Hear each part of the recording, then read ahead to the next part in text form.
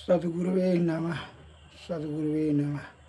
वंदौ गुरुपदकंज कृपा सिंधु नररूप हरि महामोहतम पुंज जासु वचन रवि कर निकर। भक्तगणों को तथा धर्म अनुरागियों को मेरा हार्दिक नमन।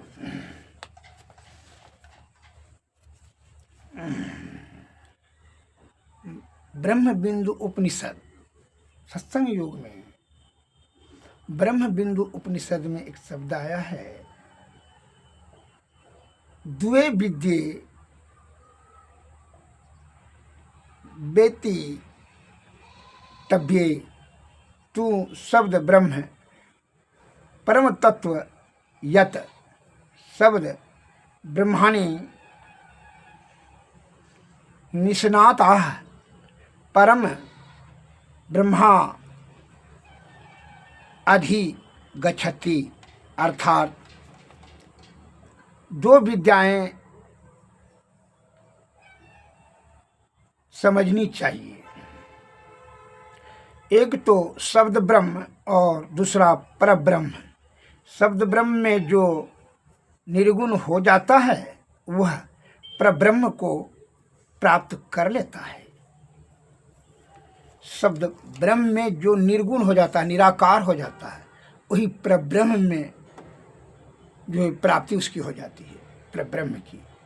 अर्थात जो साधारण भाषा में कहा जाता है कि जब सूरत ध्यान आपका प्रणव बिंदु से मिल जाता है, स्थिर होता है, तो तमंडल सुषुम्ना नाड़ी होकर के आगे की ओर जब बढ़ता है तो ज्योतिमंडल, और ज्योतिमंडल में से आगे बढ़ता है तो अनहद में, और अनहद से जहाँ की स्वयं ध्वनि उत्पन्न होता है, वही ध्वनि में जब निशब्द हो जाता है, अर्थात निराकार हो जाता है वही शब्द, तो क्या हो जाता है, वही निशब्द में ही ब्रह्म की प्राप्ति हो जाती है। शब्द की बड़ी महत्ता है।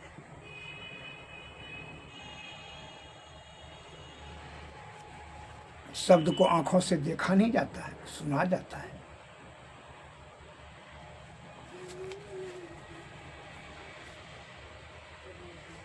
और जो भी शब्द आपका यह प्राकृतिक मंडल में है उसका क्षय नहीं हो जाता है, क्षय नहीं, कभी नहीं होता है, वह अंतरिक्ष में स्थापित रहता है।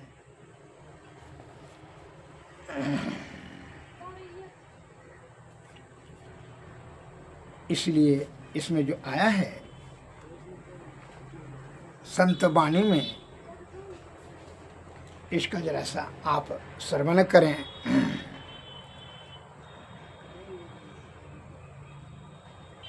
शब्द शब्द निर्मय शब्द निर्मल है, शब्द आदि और अंत, शब्द संत का मंत्र, शब्द सुरति तार, शब्द है निस्तार, शब्द से शब्द निरखे, शब्द उतरे पार, शब्द फल गुण करत कर्म, शब्द वेद का परम धर्म, शब्द ही आओ, शब्द ही आओ मह, शब्द विधि, शब्द जानते मरम, शब्द निर्गुण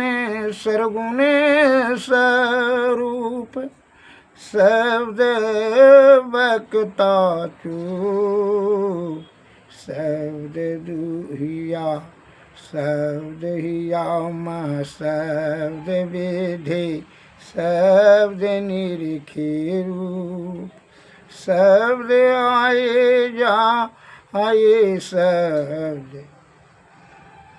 सल्लाओ समाय, शब्द रूप स्वरूप अपना शब्द रूप लखाय, शब्द अंड अरुखंड शब्द भरी ब्रह्मांड, शब्द गुरु सीप साधक, शब्द सी परचम, शब्द सागर, सुर शब्द वाजे तो, शब्द होय मन पूर तब सखी अनंत हुजूर। अर्थात शब्द की इसमें महत्ता पर प्रकाश डाला है इस भजन से। शब्द सब निधि शांति, शब्द सेवा भक्ति, शब्द जगता ज्योति, शब्द मति और मुक्ति, शब्द वेद विचार, शब्द मिले तार, शब्द मथी कर शब्द पीवे, शब्द उतरे पार, शब्द आदि और अंत, शब्द से प्रसंग, शब्द सखी अनंत, शिव नारायण कांत। दोहा में आता है, संत शब्द सी सकल संग भाई आप आओ, शब्द सब सो मिति रहे, शब्द सुरति घर जाय, शब्द आई याद नहीं, शब्द रूप स्वरूप, शब्द आपहु आप है, शब्द नाम के रूप। सद्गुरु महाराज की जय।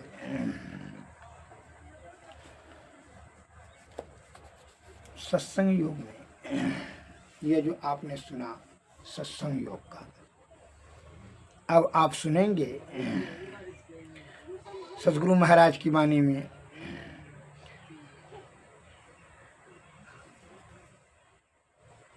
इसको ध्यानपूर्वक एकाग्रचित मस्तिष्क को शुद्धचित आत्मा से श्रवण करें।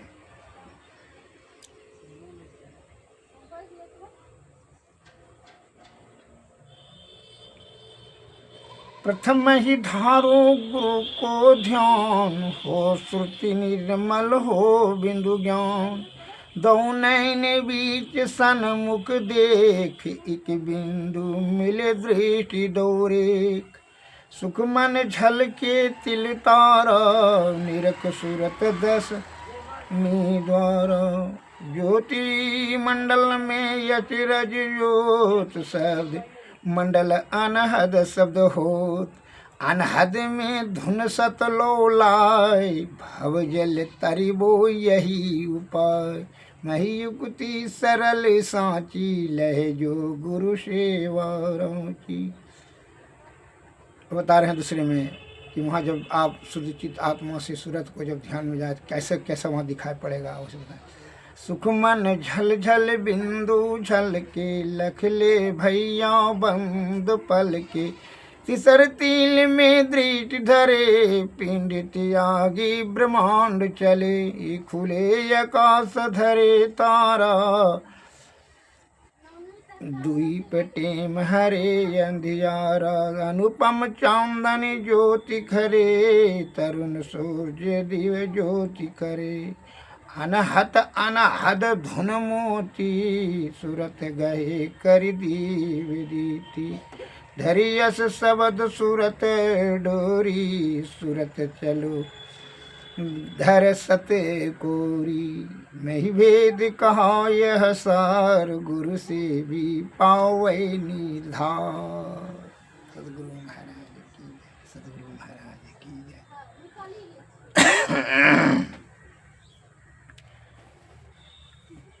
सद्गुरु नमः। एक मैं इस पर जो है लघु कथा से आपको मैं बताना चाहता हूँ शब्द में शक्ति क्या है। एक महात्मा जी के पास 3 मित्र पहुंचे। प्रणाम महात्मा जी, प्रणाम प्रणाम। अच्छी बात। महात्मा जी ने कहा खुश हो, बैठो, क्या बात है, क्या प्रयोजन से आए हो यहाँ। तीनों ने कहा कि गुरुदेव, मैं आपसे दीक्षा लेकर के सत्संग भजन कर करके ईश्वर प्राप्ति करने की इच्छा से हम तीनों लोग आए हैं, तीनों परम मित्र हैं। खूब अच्छी बात है, बड़ा उच्च विचार है। ईश्वर की प्राप्ति करने के लिए इच्छा हुई तो ये बड़ी सौभाग्य की बात है, बैठ जाइए। तो तीनों में से कहा यहाँ बैठिए, बाहर में बैठाए। महात्मा जी ने एक ठो शिष्य को झोपड़ी में बुलाकर अंदर में उनको कहा इधर आइए। तो कबूतर दिया और हाथ में चाकू, कहा कि जहाँ कोई जीव नहीं रहे तो इसको काट करके लाओ मेरे सामने। तो लेकर के वो चला गया कबूतर को दूसरे रास्ते से, कहा इधर से चलेगा, निकल जाओ। उधर जाकर जंगल में देखा कि कोई नहीं, इधर उधर देखा तो वह काट करके लेते आया। गुरु महाराज वहाँ कोई नहीं था जंगल में, काट करके हाँ रखो इधर, उधर बैठो। साइड में बैठा दिया दूसरे जगह। दूसरा मित्र को बोलाया कि सर तुम आओ, दूसरा को बुलाया तो उसको भी एक ठो दूसरा कबूतर दे करके चाकू दे करके कहा कि जहाँ कोई जीव नहीं रहे तभी कबूतर को काट करके लेते आना। तो वो जो है वो भी कबूतर और चाकू लेकर के उधर गया पहाड़ के गुफा में। इधर उधर से टहल कर देखा कि पहाड़ के गुफा में तो कोई नहीं होगा। वो जो अंधार में गया और वहाँ उसको काट करके लेकर के चला है। कहा ठीक है इधर बैठो, रखो, वहाँ जाओ, उधर बैठा दिया। तीसरा को बुला के इधर आओ। तीसरा को भी दूसरा कबूतर दे करके चाकू दिया हाथ में, कहा जहाँ कोई जीव नहीं रहे तब इसको काट करके मेरे पास लेके आइए। वो तीसरा आदमी निकला, उसके मन ज्ञान आत्मविवेक हो गया था, उसके चित्त और बुद्धि जागृत हो गई थी। उसने विचार किया आत्मज्ञान से कि महात्मा जी का कहना है कि जहाँ कोई जीव नहीं रहे तब इसको काटना। तो जहाँ भी पूरे ब्रह्मांड में जाएंगे तो कबूतर तो जीव ही है और एक तो दूसरा जीव मैं हूँ, ये तो दोनों सदैव रहेंगे जहाँ भी जाएंगे, इसलिए जाने की जरूरत क्या है। अर्थात शब्द की सार गंभीरता यह कहना है महात्मा जी का, नहीं काटो इसको। तो लेकर के चले आए बिना काटे हुए। महात्मा जी ने कहा तुम नहीं काट करेगा? महात्मा प्रभु आपने काटने के लिए कहाँ कह रहे हैं? आपने कहा कि जहाँ कोई जीव नहीं रहे तब काटना। तो हम तो जीव भैया हैं और कबूतर दूसरा जीव भैया, दूध जीव हो गया तो फिर काटने के लिए प्रश्न कहाँ होता है। अर्थात आपके शब्द से मुझे यह आत्मज्ञान हुआ कि आप काटने के लिए इसको नहीं कह रहे हैं। वाह! कहा अब इधर बैठो। वो दोनों कहा कि तुम दोनों जाओ घर, अभी तुम दोनों को दीक्षा के योग्य नहीं हो। ईश्वर प्राप्ति करने की योग्यता तुम लोगों में नहीं है। तुम विषय के अंतर्गत में मन और अहंकार से सोचते हो, आत्मज्ञान नहीं हुआ है।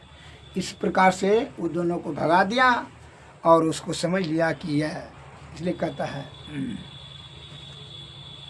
संतन की मति अति गोई, इसे जाने नहीं कोई। ज्ञानियों के बात को जो बुझे उसे तीनों लोग सूझे। ज्ञानी मारे ज्ञान से बेहुदा मारे तीर, सदगुरु मारे शब्द से भी सकल शरीर। शब्द की सार को समझने का प्रयत्न करें तभी जवाब दें।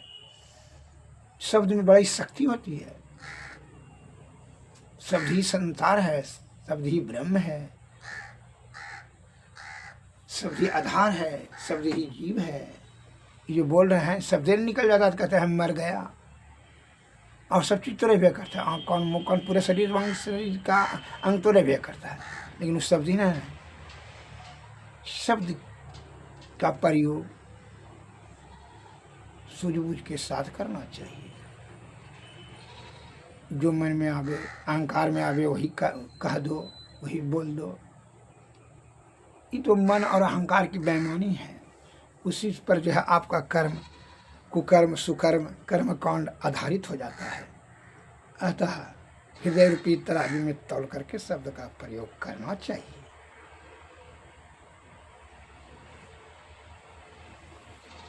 यह लघु कथा से आप शब्द की महत्ता को समझ पाने में सामर्थ्यवान होने की प्रयत्न करेंगे।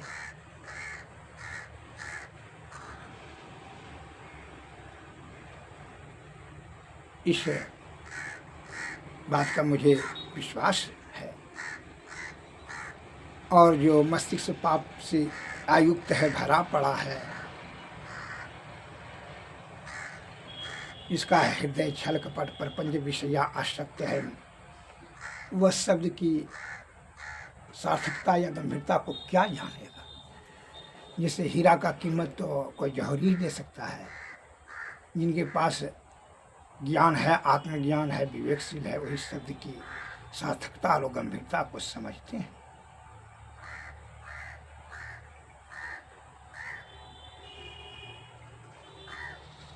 सदगुरु महाराज की जय, सदगुरु महाराज की जय। अतः आप से निवेदन है कि शब्द तौल करके हृदय रूपी तराजू में तौल करके ही प्रयोग करेंगे, अन्यथा वही शब्द आपका नाश करा देगा, यह भी जान लीजिए। मैं इस पर एक भी लघु कथा आपको बता देता हूँ। एक राजा साहब ने सपना में देखा कि जो भाई हमारा दांत मुंह झड़ गया है, झुलझुल कांप रहे हैं, बूढ़ा हो गए हैं।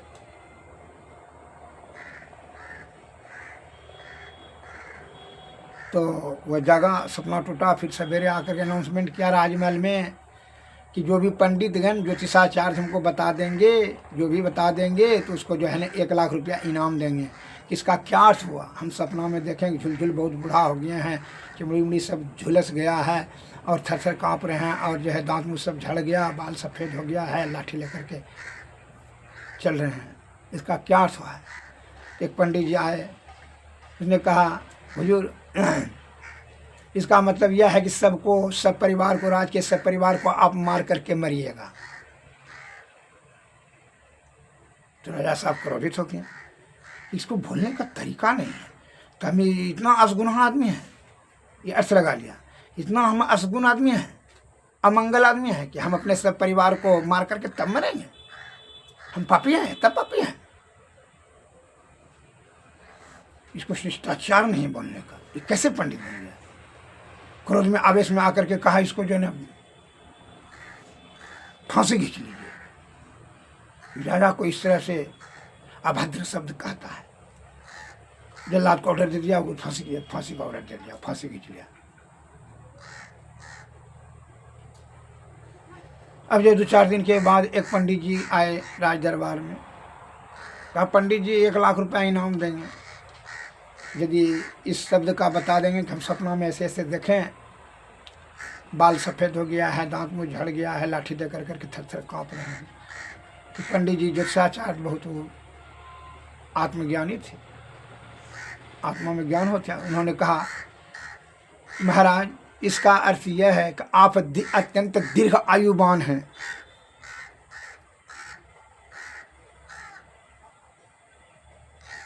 आप अपने परिवार से सबसे ज़्यादा आपकी आयु लंबी है।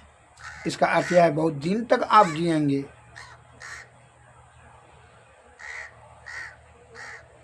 परिवारों में, आपके परिवार में, राज परिवारों में सबसे आप दीर्घ आयुवान, आरोग्यवान रहेंगे।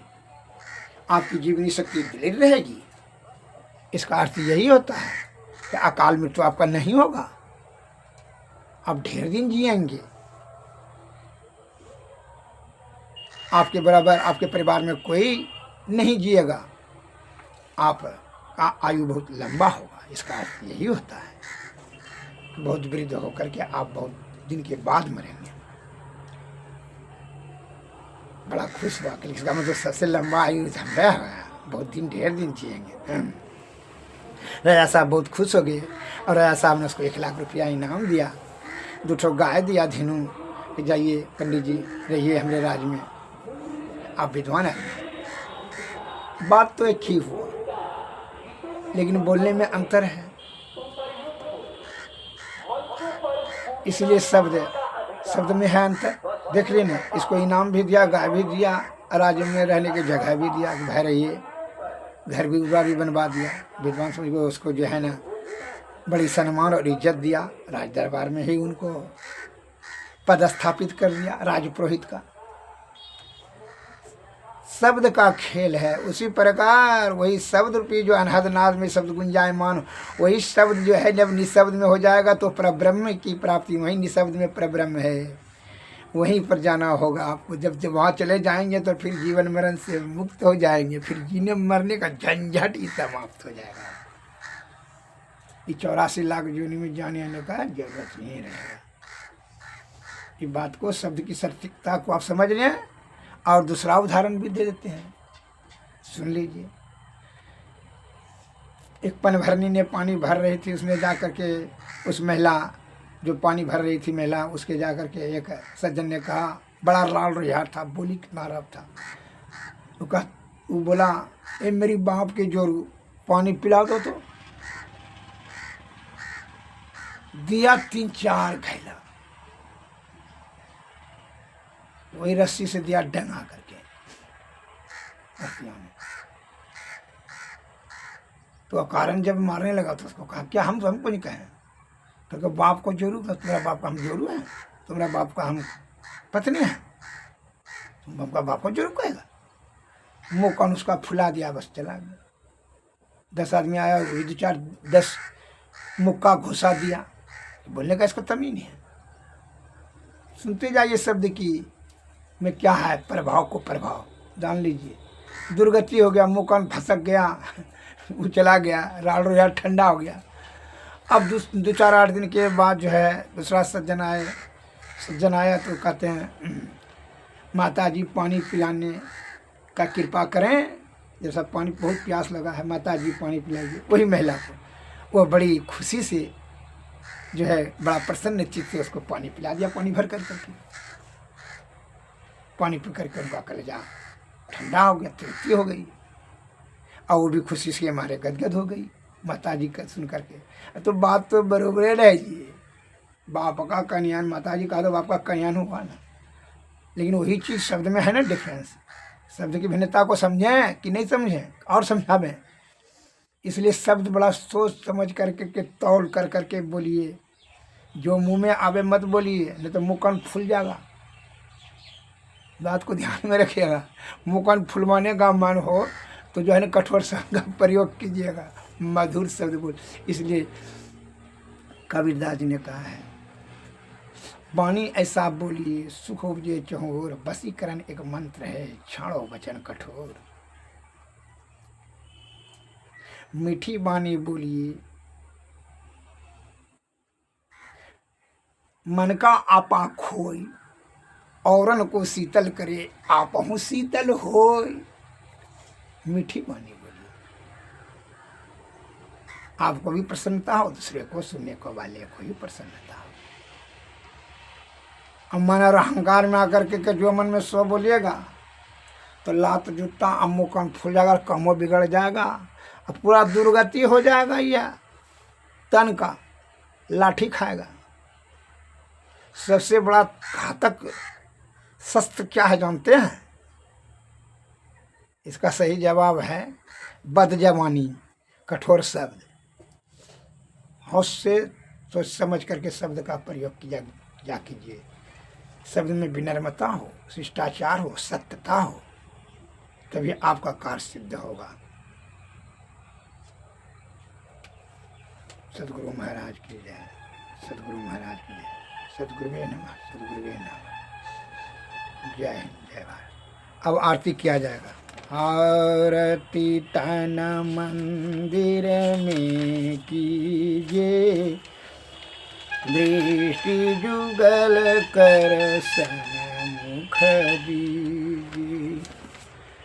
चमक बिंदु सूक्ष्मयति उजल, ब्रह्म ज्योति अनुपम लख लीजिए। जगमग जगमग रूप ब्रह्मांड, निरखी निरखी ज्योति तज दीजी। शब्द सूरत अभ्यास सरल तर, करि करि सार सवद गहि लीजी। ऐसी जुगति कया गढ़ त्यागी, भव भ्रम भेद सकल मल छीजी। भव खंडन आरती निर्मल, करि मैं ही अमृत रस पीजी। आरती तन मंदिर में कीजिए, दृष्टि जुगल कर सन्मुख दीजिए। सद्गुरु महाराज की जय, सद्गुरु महाराज की जय। सद्गुरुवे नमः, सद्गुरुवे नमः। जय हिंद, जय भारत, नमस्कार।